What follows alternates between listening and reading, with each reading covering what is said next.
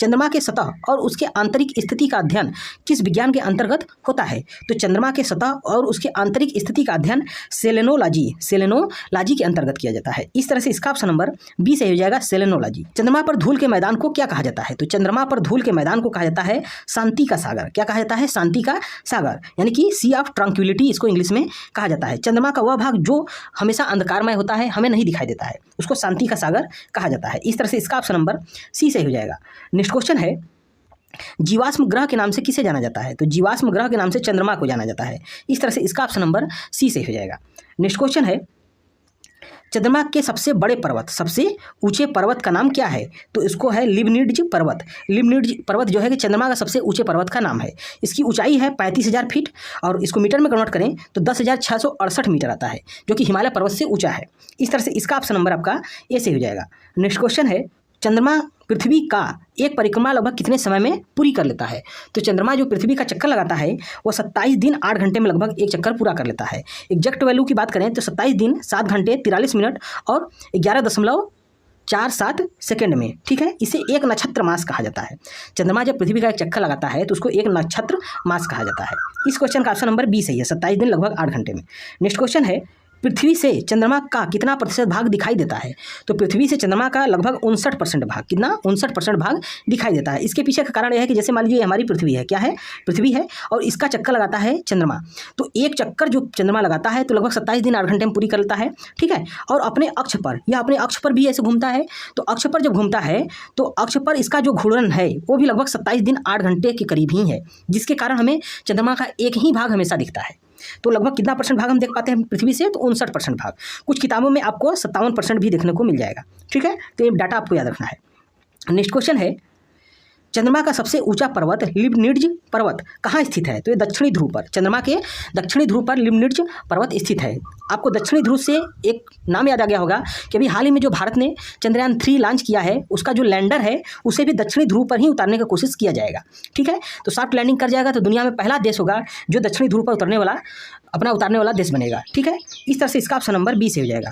दोस्तों, अगर आप चंद्रयान 1, 2, 3 से संबंधित जितने भी इंपॉर्टेंट पॉइंट्स बन सकते हैं एग्जाम के लिए, उसका वीडियो देखना चाहते हैं तो हमारे नीचे दिए गए डिस्क्रिप्शन में लिंक पर क्लिक करके वहाँ से देख सकते हैं। मैंने उसका लिंक आई बटन में भी दे रखा है, वहाँ से भी आप वीडियो को देख सकते हैं। तो चलिए दोस्तों आगे बढ़ते हैं। चंद्रमा का अक्षतल पृथ्वी के अक्षतल से लगभग कितना कोण बनाता है? तो चंद्रमा का जो अक्षतल है वह पृथ्वी के अक्षतल से 58.48 डिग्री का कोण बनाता है। इस तरह से इसका ऑप्शन नंबर सी सही हो जाएगा। नेक्स्ट क्वेश्चन है, चंद्रमा द्वारा पृथ्वी का चक्कर कैसे लगाया जाता है? तो चंद्रमा पृथ्वी का दीर्घवृत्ताकार कक्षा में चक्कर लगाता है। कैसे? दीर्घवृत्ताकार कक्षा में। इस तरह से इसका ऑप्शन नंबर ए से हो जाएगा। नेक्स्ट क्वेश्चन, चंद्रमा का गुरुत्वाकर्षण पृथ्वी की तुलना में कितना है? तो यह 1/6। याद रखिएगा, गुरुत्वाकर्षण चंद्रमा का पृथ्वी से काफ़ी कम है, लगभग 1/6वां भाग ही है, ठीक है। इस तरह से इसका ऑप्शन नंबर बी सही हो जाएगा। नेक्स्ट क्वेश्चन है, चंद्रमा की पृथ्वी से औसत दूरी कितनी है? तो चंद्रमा की जो पृथ्वी से औसत दूरी है वो है 3,84,365 किलोमीटर। 3,84,365 किलोमीटर है, एवरेज डिस्टेंस है, याद रखिएगा। क्योंकि चंद्रमा आपका ऐसे दीर्घवृत्ताकार कक्षा में चक्कर लगाता है। इस स्थिति में अगर देखें तो डिस्टेंस कम होगा और यहाँ से यहाँ तक का डिस्टेंस नापे तो ज़्यादा होगा। तो इसका टोटल एवरेज निकाला गया तो 3,84,365 किलोमीटर आएगा। इस तरह से इसका ऑप्शन नंबर बी से हो जाएगा। नेक्स्ट क्वेश्चन है, चंद्रमा का आकार पृथ्वी के आकार का कितना है? तो यह है 1/4। कितना? पृथ्वी के आकार का 1/4 आकार जो है चंद्रमा का है। और इतना बड़े साइज में यह पूरे सौर मंडल का सबसे बड़ा उपग्रह है, प्राकृतिक उपग्रह, जो अपने ग्रह की तुलना में 1/4 भाग रखता है। ऐसा कोई भी उपग्रह नहीं है, याद रखिएगा। ये सबसे बड़ा उपग्रह है अपने ग्रह की तुलना में साइज में, ठीक है। लेकिन अगर सबसे बड़ा साइज में अगर बात किया जाए तो गैनीमेड जो बृहस्पति का उपग्रह है वह चंद्रमा से बड़ा है, लेकिन अपने ग्रह की तुलना में नहीं है बड़ा, क्योंकि यह 1/4 भाग है।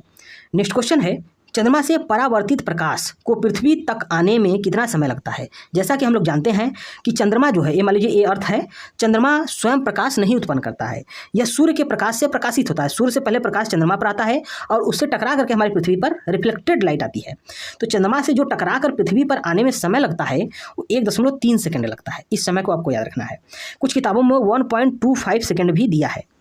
एग्जामों में कई बार 1.3 पर पूछा गया है सवाल। नेक्स्ट क्वेश्चन है, चंद्रमा में दिखने वाला चमकीला भाग क्या है? तो चंद्रमा पर जो देखिए ये सब चमकीला भाग जो दिख रहे हैं ये सब क्या है? ये पर्वत है, ठीक है। चंद्रमा पर दिखने वाला चमकीला भाग पर्वत होता है और जो गहरा धब्बा है ये मैदानी भाग है। नेक्स्ट क्वेश्चन है, चंद्रमा में दिखने वाला गहरा धब्बा देखिए आ गया। गहरा धब्बा क्या है?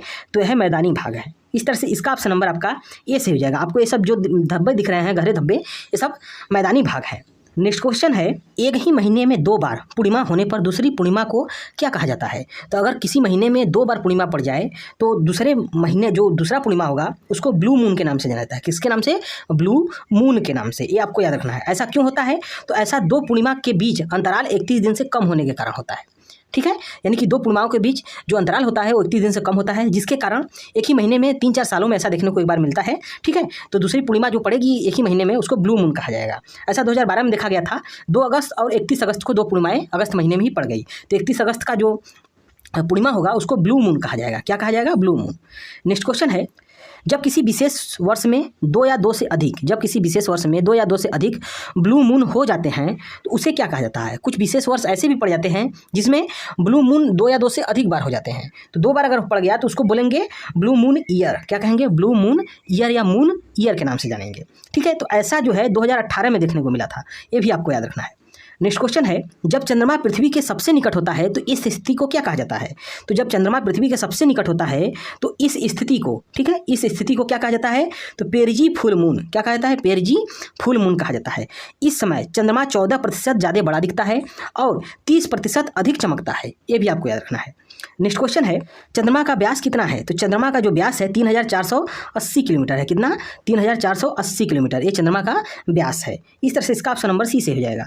नेक्स्ट क्वेश्चन है, चंद्रमा का द्रव्यमान पृथ्वी के द्रव्यमान का लगभग कितना है? तो 1/81वां भाग है चंद्रमा का द्रव्यमान पृथ्वी के द्रव्यमान की तुलना में। इस तरह से इसका ऑप्शन नंबर ए से हो जाएगा। नेक्स्ट क्वेश्चन है, एक चंद्रमास साइनोडिक मास, इसको साइनोडिक मास इंग्लिश में बोला जाता है, का समय क्या है? तो यह है लगभग 29.53 दिन का होता है आपके साइनोडिक मास। ठीक है, अगर एग्जैक्ट वैल्यू की बात करें तो 29 दिन 12 घंटे 44 मिनट और 2.8 सेकंड का होता है साइनोडिक मास या चंद्रमास। साइनोडिक मास या चंद्रमास कहते किसको हैं? तो सूर्य के संदर्भ में चंद्रमा की परिक्रमा की जो अवधि होती है उसको हम लोग क्या कहते हैं? चंद्रमास या साइनोडिक मास। लेकिन पृथ्वी की तुलना में अगर चंद्रमा का एक चक्कर बोलें तो उसको नक्षत्रिक मास कहा जाता है। ऐसा क्यों होता है? देखिए, मान लीजिए कि आपका सूर्य है और ये हमारी पृथ्वी है और इसका चक्कर चंद्रमा लगा रहा है ऐसे। ठीक है, तो देखिए, जब चंद्रमा के सूर्य के सापेक्ष अगर चंद्रमा को यहाँ से चलें तो चंद्रमा ऐसे घूमते हुए जब यहाँ आएगा तो पृथ्वी यहीं तो स्थिर रहेगी नहीं, पृथ्वी घूमकर यहाँ आ जाएगी, जिसके कारण इसका टाइमिंग बढ़ जाता है। इसलिए यह 29.53 दिन हो जाता है, यानी कि 29 दिन 12 घंटे 44 मिनट और 2.8 सेकंड का होता है एक चंद्रमास। नेक्स्ट क्वेश्चन है, चंद्रमा का पलायन वेग कितना है? तो चंद्रमा का जो पलायन वेग है वो है 2.4 किलोमीटर प्रति सेकंड। पृथ्वी का पलायन वेग 11.2 किलोमीटर प्रति सेकंड होता है। चंद्रमा का पलायन वेग उससे काफ़ी कम है, 2.4 किलोमीटर प्रति सेकंड होता है। नेक्स्ट क्वेश्चन है, चंद्रमा की आयु लगभग कितनी है? तो चंद्रमा की आयु है 4.6 बिलियन वर्ष, लगभग पृथ्वी के समान है। जब 1969 में, ध्यान दीजिएगा, 1969 में नासा द्वारा अपोलो 11 से मनुष्य को पहली बार उतारा गया था, तो जो नील आर्मस्ट्रांग की टीम थी उसने वहाँ से चंद्रमा के सतह से मिट्टी के सैंपल्स लाए थे। उसको यूरेनियम डेटिंग से उसकी जो आयु मापी गई वो लगभग 4.6 बिलियन वर्ष मापी गई, जो कि लगभग पृथ्वी के समान है। इसलिए अनुमान लगाया जाता है कि चंद्रमा जो है पृथ्वी का ही एक टूटा हुआ भाग है। नेक्स्ट क्वेश्चन है, चंद्रमा पर कदम रखने वाले दूसरे इंसान कौन थे? देखिए, पहले इंसान को तो सभी जानता है, नील आर्मस्ट्रांग थे पहले इंसान जिन्होंने चंद्रमा पर कदम रखा। लेकिन एग्जामों में अब थोड़ा एडवांस लेवल में पूछा जाता है कि दूसरे इंसान कौन थे, तो थे एडविन बज एल्ड्रिन। आपको जो इस तरफ दिख रहे हैं दाएं तरफ वही है एडविन बज एल्ड्रिन, इस तरफ नील आर्मस्ट्रांग है। और जो बीच में देखिए, जैसा कि हम लोग जानते हैं कि अपोलो 11 में 3 लोगों को भेजा गया था और यह चंद्रमा के जो ऑर्बिटर है उसी पर स्थित थे। केवल 2 लोग जो थे वो चंद्रमा की सतह पर उतरे थे, तो एक थे एडविन बज एल्ड्रिन और नील आर्मस्ट्रांग, और जो बीच में दिख रहे हैं उनका नाम है माइकल कोलिंस। ठीक है, इन तीनों लोगों को चंद्रमा पर पहली बार भेजा गया था। नेक्स्ट क्वेश्चन है, चंद्रमा पर तापांतर लगभग कितना है? तो चंद्रमा का जो टेम्परेचर डिफरेंस है वो 280 डिग्री का है। कितना? 280 डिग्री सेंटीग्रेड। इस तरह से इसका ऑप्शन नंबर बी से हो जाएगा। दिन के समय चंद्रमा का तापमान लगभग 100 डिग्री सेंटीग्रेड के करीब पहुंच जाता है और रात में यह -180 डिग्री हो जाता है। तो टोटल टेम्परेचर डिफरेंस लगभग 280 डिग्री हो जाता है। नेक्स्ट क्वेश्चन है, चंद्रमा के धरातल पर उतरने वाला पहला मानव अंतरिक्ष यान क्या था? जिस यान से पहला मानव को भेजा गया था पहली बार उसका नाम था अपोलो 11। ठीक है, यह नासा इसको भेजा था अपोलो 11 को 1969 में। NASA, national aeronautics and space administration, NASA का पूरा नाम होता है। ठीक है, NASA। यह अमेरिका की एक स्पेस एजेंसी है। इसने ही अपोलो 11 से मनुष्य को पहली बार चंद्रमा पर भेजा था। नेक्स्ट क्वेश्चन है, क्वेश्चन नंबर 27 है, चंद्रमा पर उतरने वाला पहला मानव रहित यान कौन था? ते था लूना 2। कौन था? लूना 2 इसको 1966 में लैंड कराया गया था चंद्रमा पर सफलतापूर्वक। सोवियत संघ द्वारा यह जो है कि यान भेजा गया था लूना 2 को, ठीक है, ये आपको याद रखना है। अपोलो 11 नासा ने भेजा था अमेरिका द्वारा, और सोवियत संघ ने लूना 2 को पहला मानव रहित यान उतारा था। नेक्स्ट क्वेश्चन है, भारत द्वारा चंद्रमा के लिए भेजा गया पहले सफल मिशन का नाम क्या था? तो था चंद्रयान 1। चंद्रयान 1 भारत का पहला मिशन था जो चंद्रमा के लिए भेजा गया था, जो कि चंद्रमा के ऑर्बिटर में ही, ठीक है, स्थित था, यानी कि केवल ऑर्बिटर मिशन था, जिसने 2008 में, कब 2008 में इसको भेजा गया था भारत द्वारा, भारत के स्पेस एजेंसी इसरो द्वारा। इसने ही पहली बार चंद्रमा पर पानी के अणुओं की खोज की थी। ज्वार उठने के लिए अपेक्षित सूर्य और चंद्रमा के शक्तियों का अनुपात क्या है? तो ज्वार जो उठता है वो सूर्य और चंद्रमा के गुरुत्वाकर्षण शक्तियों के कारण होता है। तो इस गुरुत्वाकर्षण शक्तियों का जो अनुपात होता है वो होता है 11.5, 11/5, तभी ज्वार उठते हैं। इस तरह से इसका ऑप्शन नंबर सी से हो जाएगा। नेक्स्ट क्वेश्चन है, चंद्र ग्रहण कब होता है? तो चंद्र ग्रहण, ध्यान दीजिएगा, हमेशा केवल पूर्णिमा को ही होता है। चंद्र ग्रहण जब लगता है तो पूर्णिमा को ही लग सकता है, और सूर्य ग्रहण जो होता है वो अमावस्या को लगता है। कब? अमावस्या को। इस क्वेश्चन का ऑप्शन नंबर बी से हो जाएगा। ध्यान दीजिएगा, अगर चंद्रमा यहाँ है तो इसी समय आपका चंद्र ग्रहण लगेगा, क्योंकि सूर्य से जो प्रकाश है चंद्रमा पर नहीं जाएगा, जिसके कारण चंद्रमा नहीं चमकेगा। तो इसको क्या कहते हैं? चंद्र ग्रहण। यानी कि सूर्य और चंद्रमा के बीच में जब पृथ्वी आ जाती है तो उसको क्या कहते हैं? चंद्र ग्रहण। और इस स्थिति को देखिए, इस स्थिति को जब सूर्य और पृथ्वी के बीच में चंद्रमा आ जाता है तो उसको बोलते हैं सूर्य ग्रहण। ये आपको याद रखना है। नेक्स्ट क्वेश्चन है, किसके अनुपस्थिति के कारण चंद्रमा पर दो व्यक्ति एक दूसरे से बात नहीं कर सकते या नहीं सुन सकते हैं एक दूसरे की बात? तो वायुमंडल की अनुपस्थिति के कारण। जैसा कि हम लोग जानते हैं कि ध्वनि को चलने के लिए वायु की आवश्यकता होती है, यानी निर्वात में ध्वनि नहीं चल सकता है, इसलिए वहाँ पर जो चंद्रमा है वहाँ पर वायुमंडल नहीं है, जिसके कारण दो व्यक्ति या कोई भी ध्वनि नहीं सुनाई देती है।